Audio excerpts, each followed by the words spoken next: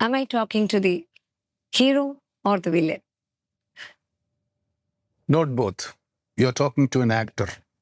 അതെ, ഒരു നല്ല നടന് ഏത് റോളും വഴങ്ങും.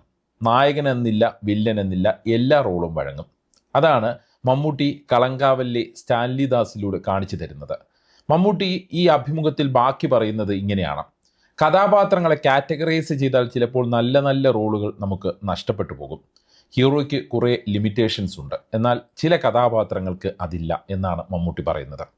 അതുതന്നെയാണ് ജിതിൻ കെ ജോസ് സംവിധാനം ചെയ്ത കളങ്കാവലിൽ തൻ്റെ അഭിനയ മികവിലൂടെ മമ്മൂട്ടി ചെയ്തു വച്ചിരിക്കുന്നത്, കാണിച്ചു തരുന്നത്. പുഴുവിലെ മമ്മൂട്ടിയുടെ കഥാപാത്രം എന്താണ്? കഥാപാത്രത്തിൻ്റെ പേര് കുട്ടൻ എന്നാണ്.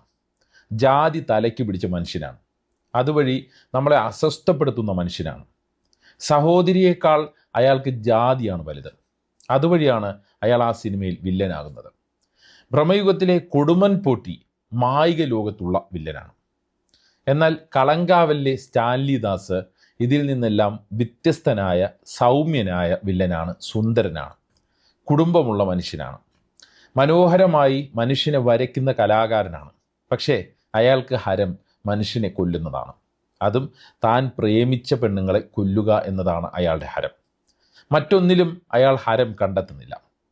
കേരളത്തിലെ വർത്തമാനകാല സാഹചര്യത്തിലെ സ്ത്രീ വേട്ടക്കാരുമായി ഈ മമ്മൂട്ടിയുടെ കഥാപാത്രം അങ്ങനെ സാമ്യപ്പെടുന്നുണ്ട്.